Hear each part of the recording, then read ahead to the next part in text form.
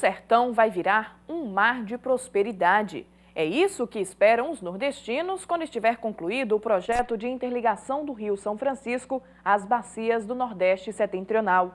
A obra é a maior e mais ousada executada pelo governo federal e pretende dar segurança hídrica a 12 milhões de pessoas nos estados do Ceará, Paraíba, Pernambuco e Rio Grande do Norte.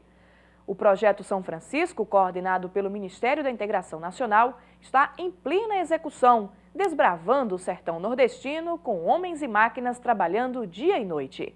Paralelo ao trabalho de construção dos canais que vão conduzir a água até os municípios atendidos, estão sendo executadas ações de revitalização do rio e de reflorestamento das matas ciliares, que foram devastadas ao longo dos anos. O andamento do projeto São Francisco é um dos temas do programa Conhecer de hoje, que vai mostrar também redenção do campo. A agricultura irrigada garante fartura de alimento e lavouras produtivas no Nordeste, apesar das adversidades climáticas. Socorro a produtores. Linha de crédito ajuda agricultores nordestinos que tiveram plantações destruídas pelas chuvas. Terra maltratada. Fatores climáticos aliados a manejos errados e devastação ambiental desgastam o solo nordestino e fazem avançar processo de desertificação.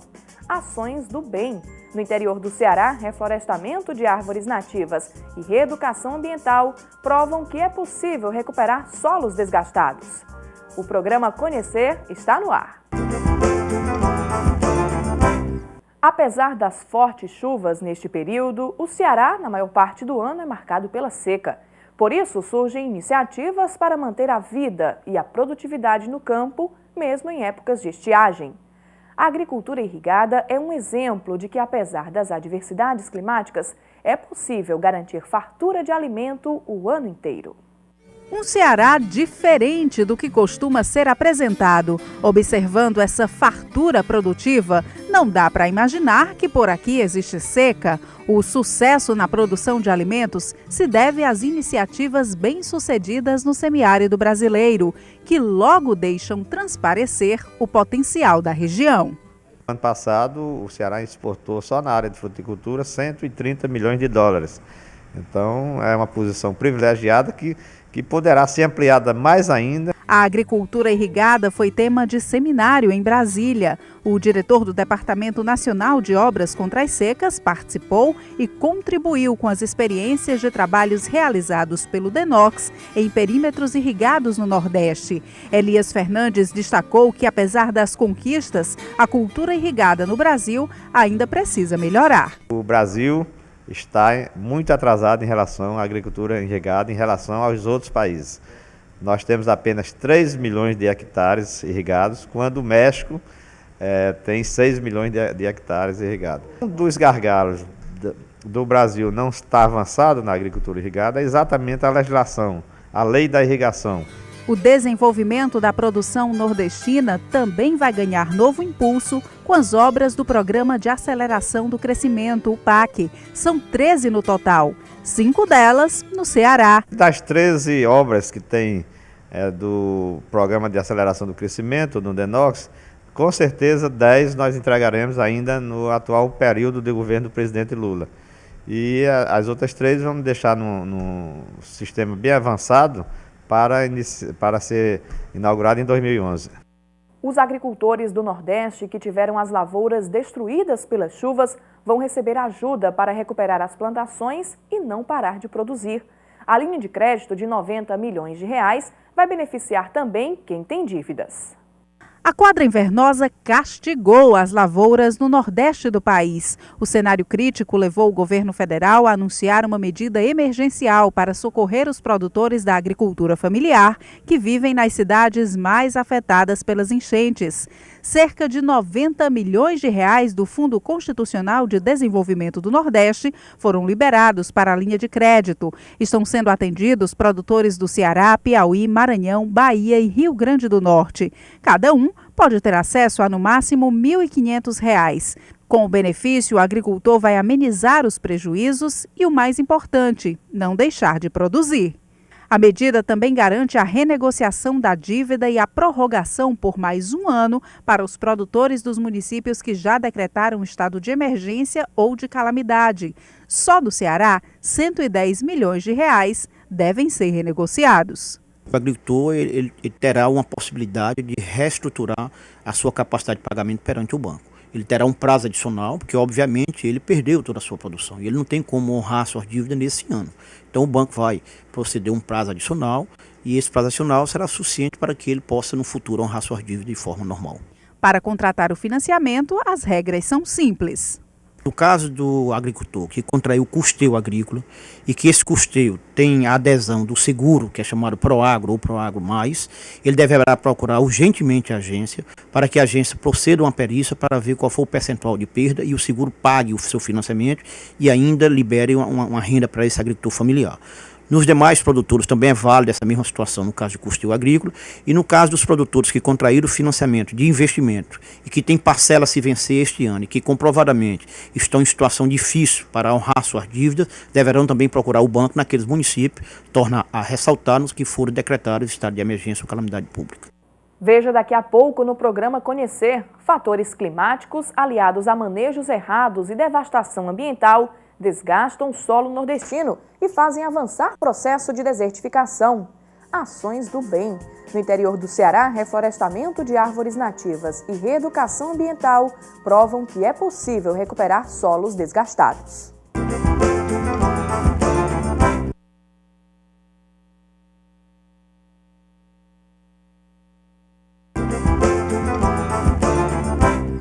Solos sem vida, improdutivos, vegetação nativa devastada, paisagem modificada. São características de áreas que sofrem processo de desertificação. O fenômeno causado por fatores naturais é potencializado pelas mãos do homem, que destrói seu próprio patrimônio natural. O problema é crescente no mundo e pode ser ainda agravado pelo aquecimento global. Por isso, todos são chamados a agir para combater o processo, fazendo ações individuais e chamando para o envolvimento coletivo. No interior do Ceará, a região dos Inhamuns é uma das mais afetadas pela desertificação, mas a paisagem cinzenta e pobre já começa a ser modificada por ações concretas de reflorestamento de árvores nativas e reeducação ambiental. A desertificação é o processo de degradação dos solos, que gera uma cadeia de destruição dos recursos hídricos, da vegetação, da biodiversidade. Árvores nativas devastadas, terras empobrecidas, maltratadas, paisagens sem cor ou com falsa aparência saudável. Cinturões verdes como este escondem desgastes severos. A desertificação é um problema para o qual o mundo inteiro precisa estar alerta. A estimativa de instituições ligadas ao meio ambiente é que 1/3 da superfície total de continentes situados nas zonas áridas, semiáridas e subúmidas esteja se transformando em desertos. Levada em consideração a taxa de crescimento anual do processo de degradação, a previsão não é nada otimista. Em 40 anos, metade do planeta estará desertificado se não houver ações para combater a destruição. No Brasil, a cada ano, aumenta em 3% a área afetada. No Brasil, as áreas suscetíveis à desertificação se concentram no Nordeste, mas afetam áreas nos estados de Minas Gerais e do Espírito Santo. Segundo o Ministério do Meio Ambiente, são 1.201 municípios nestas condições, numa superfície superior a 1.130.000 km². No Ceará, a região dos Inhamuns é uma das mais atingidas. E a foz do rio Carrapateira, afluente do rio Jaguaribe, é o trecho mais vulnerável. Aqui no município de Tauá, às margens da BR-020, na entrada do distrito de Santo Antônio de Carrapateira, flagras fáceis do problema. Este terreno está em fase acelerada de desgaste. No local só há mato-pasto, jurema, exemplares do xique-xique e de mandacaru, plantas genuínas do semiárido, símbolos de resistência, mas ao mesmo tempo, provas de que a terra não mais produz como deveria. Degradação potencializada pela pecuária extensiva, por práticas agrícolas inapropriadas, desmatamentos e queimadas, que ocasionam perda irreversível dos micro-organismos responsáveis por recuperar os solos. Tudo isso somado à própria condição física e climática da terra, de chão cristalino, raso, impossível de conter a água. Processo acelerado. Aqui dificilmente dá aqui, alguma dificilmente coisa. Não dá mais nada. Aqui é irreversível. Para aumentar os riscos à saúde dos solos, existem vegetações danosas que tomaram o lugar de árvores nativas, como a algaroba. A planta avançou nas áreas que já foram degradadas, se incorporou de forma predadora à caatinga. Além disso, é ladra d'água, como dizem por aqui. A raiz dela é tão fina que ela é capaz de buscar água a 3 quilômetros de existência. Nós já temos exemplos aqui na região dos Inhamuns, onde existe uma algaroba, a caixa d'água seca com facilidade. Quando você vai verificar, havia uma pequena fissura, né, alguma pequena abertura, né, na caixa d'água ou no encanamento, então ela entra, ela forma uma esponja espessa, por sinal, tem esponja dessa aí. Se você for puxar, ela dá até 3 metros, né, de comprimento, e com isso ela é capaz de secar uma caixa d'água de 40 mil litros em questão de dias, em questão de semana. Com foco na sustentabilidade ambiental, é executado na região dos Inhamuns o projeto Mata Branca para a recuperação de áreas degradadas. Onde o projeto atua, já é possível perceber o renascimento da vegetação genuína. A aroeira, o mulungu, o pau-ferro, o sabiá, o cedro. As árvores nativas voltam a compor um cenário natural que jamais deveria ter sido modificado e atraem todos para um grande encontro. A manifestação harmônica da fauna e da flora gera cenas de uma natureza singela. Imagens como estas são resultado de ações fortalecidas pelo Pacto Ambiental dos Inhamuns e do Sertão de Crateús. Tudo começou com a distribuição de 80 mil mudas em parceria com a SEMASSE. O crescimento das plantas e a readaptação ao habitat provam que a natureza pode sobreviver à degradação com a mãozinha do homem.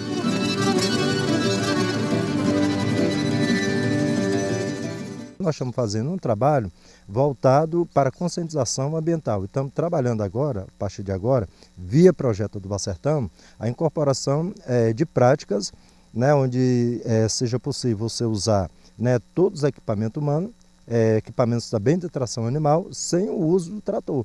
E isso está sendo possível lá mesmo no município de Independência, no município de Itauá, o Arneróis, o Quiterianópolis, o Novo Oriente.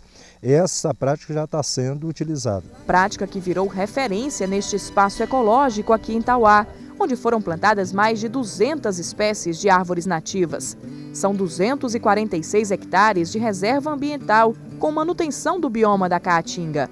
O local é de preservação permanente, onde não se pode desmatar, apenas reconstruir pedaços da natureza que ainda pedem socorro.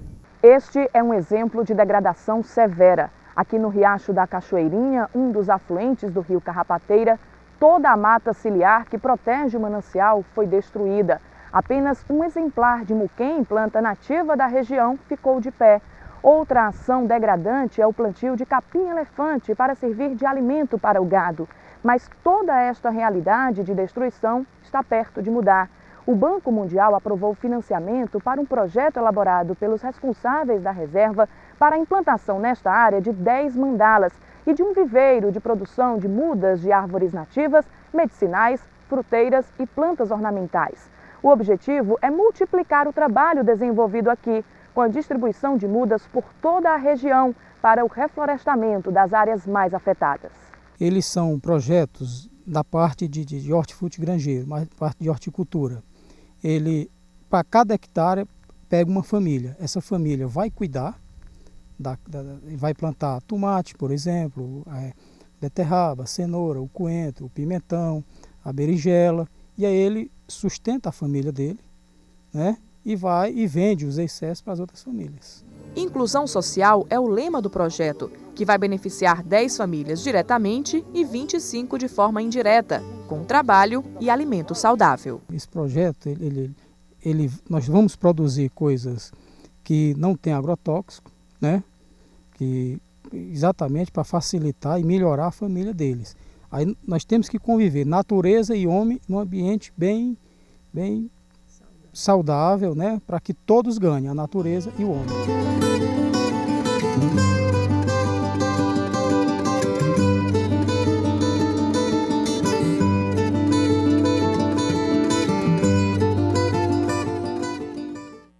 O programa Conhecer volta daqui a pouco, mostrando canteiros de obras espalhados pelo sertão nordestino.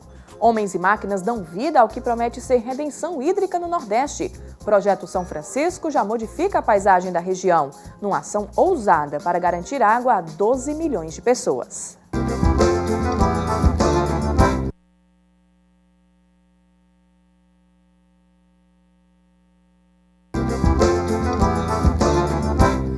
A integração do Rio São Francisco às bacias de rios temporários do semiárido brasileiro será possível com a retirada contínua do equivalente a 1,4% da vazão do rio, garantida pela barragem de Sobradinho, na Bahia. Os 26,4 metros cúbicos por segundo de água serão destinados ao consumo da população de 390 municípios do Agreste e do Sertão do Ceará, Paraíba, Pernambuco e Rio Grande do Norte, contribuindo para o aumento da garantia da oferta de água para múltiplos usos. Nos canteiros de obras, homens e máquinas não param na execução do projeto São Francisco e nós fomos conferir como está o andamento dos trabalhos. Chico da expectativa, Chico da esperança, Chico da especulação. São muitos Chicos em 2.700 quilômetros de extensão. Água que corta um polígono de secas, banha 5 estados brasileiros, se mistura a 168 afluentes e corre para o mar. O Rio São Francisco foi descoberto em 1502.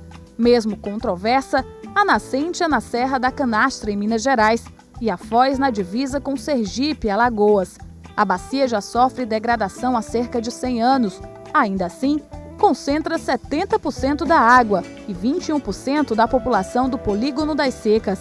As demais bacias dos rios intermitentes oferecem apenas 20% da água, mas abrangem 70% da população. O desequilíbrio de oferta hídrica em uma região estigmatizada pela seca sempre acalentou sonhos de integração.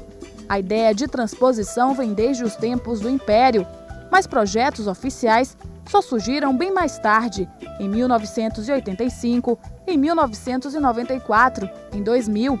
Em 2003, a ideia foi retomada, sofreu alterações significativas em relação às anteriores e, em 2007, foi traduzida em canteiros de obras, escavadeiras e comoção nacional. Era o início oficial do projeto polêmico de interligação da Bacia do São Francisco às do Nordeste Setentrional, que englobam Ceará, Paraíba, Rio Grande do Norte, Agreste, Sertão de Pernambuco e parte de Alagoas.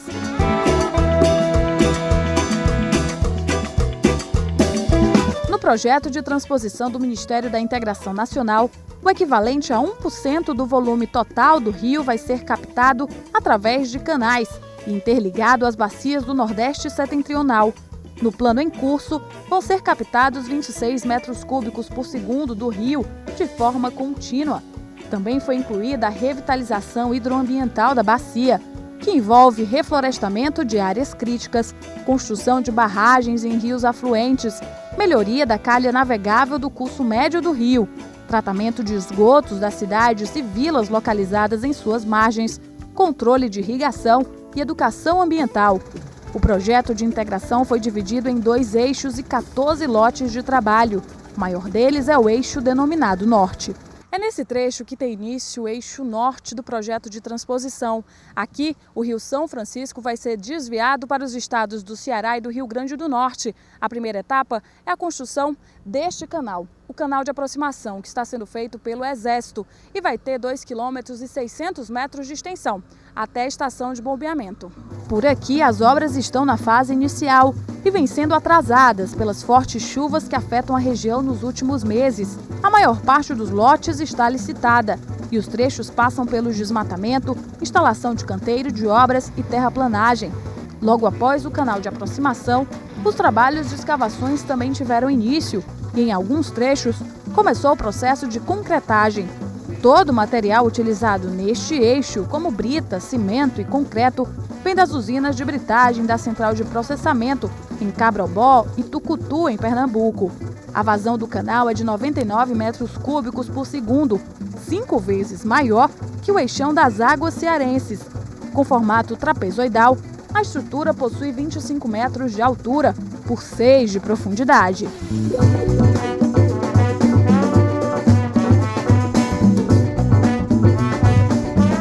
O projeto também prevê construção de arquedutos que estão na fase de edificação dos pilares e 3 estações de bombeamento. Além disso, também inclui edificação de vilas produtivas rurais, conjuntos de casas construídas para abrigar as comunidades que foram remanejadas por causa da passagem do canal. Ao todo, uma média de 450 famílias foram retiradas. O governo vai finalizar 14 vilas nos 2 eixos. 5 estão em construção e 9 em processo de licitação.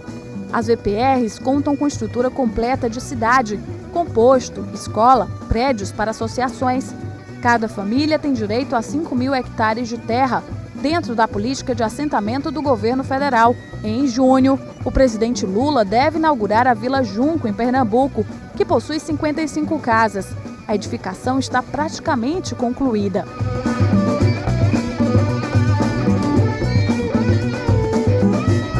O canal do Eixo Norte vai trazer a água até as bacias dos rios Jaguaribe, no Ceará, Piranhas-Açu, nos estados da Paraíba e do Rio Grande do Norte, e Apodi, no Rio Grande do Norte. No Ceará, o canal vai desaguar no Rio Salgado, que se liga ao Jaguaribe e, dessa forma, chega ao Açude Castanhão, o maior reservatório do estado. Através do eixão das águas, o volume hídrico sai do Castanhão até o Açude Curral Velho, no Vale Jaguaribano, e segue para Pacajus, primeira barragem do sistema Pacajus-Riachão-Pacuti-Gavião, responsável pelo abastecimento de Fortaleza e região metropolitana. E é assim que as águas do Velho Chico vão percorrer o semiárido nordestino para alcançar as comunidades cearenses até o litoral.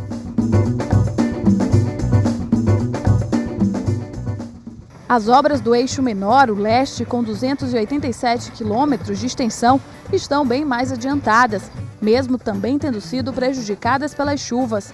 Em Floresta, Pernambuco, às margens do reservatório de Taparica, braço do São Francisco na região, muito movimento de escavadeiras, perfuratrizes e tratores.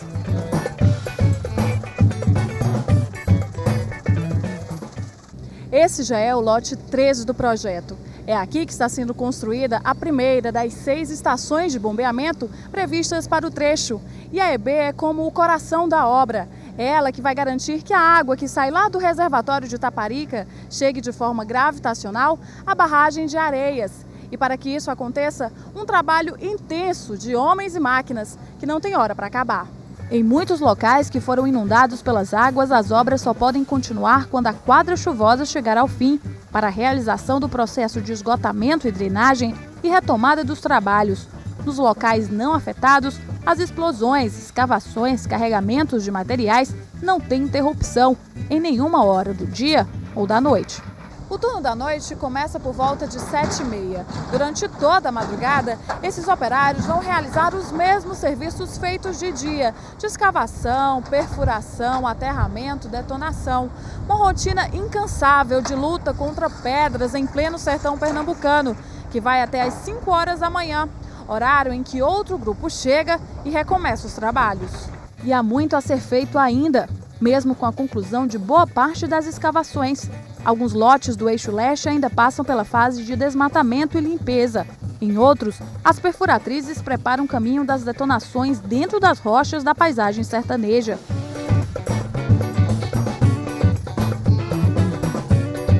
No eixo leste da ensacadeira de Taparica, a água do Rio São Francisco vai percorrer o sertão pernambucano até se integrar às bacias do Rio Paraíba, na Paraíba, e Ipojuca, em Pernambuco, regiões caracterizadas pela alta densidade populacional e baixa disponibilidade hídrica. Com a conclusão dos 2 eixos, a transposição vai beneficiar 12 milhões de pessoas, 5,5 milhões no eixo norte e 3,5 no leste. A previsão do Ministério da Integração é que o eixo leste fique pronto em 2010 e o norte em 2012. Ao todo, A obra está orçada em 5 bilhões de reais. 2 lotes dos 14 ainda estão sendo contratados e um não iniciou o processo de licitação. Em todos os outros há intervenções. A área e a estrutura física de todos os canteiros de obras construídos, tanto pelo Exército quanto pelas empresas vencedoras das licitações, vão ser doados aos municípios onde foram instalados. Ao final do projeto de transposição, as bacias da região Nordeste estarão integradas, formando um cinturão de rios, barragens e canais que vai garantir segurança hídrica à região por décadas. É o Chico da fartura, da abundância, São Francisco do Sertão.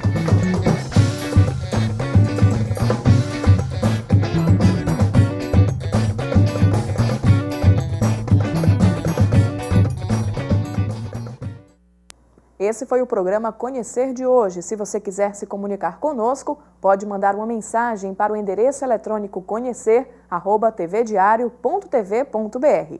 Até o nosso próximo encontro.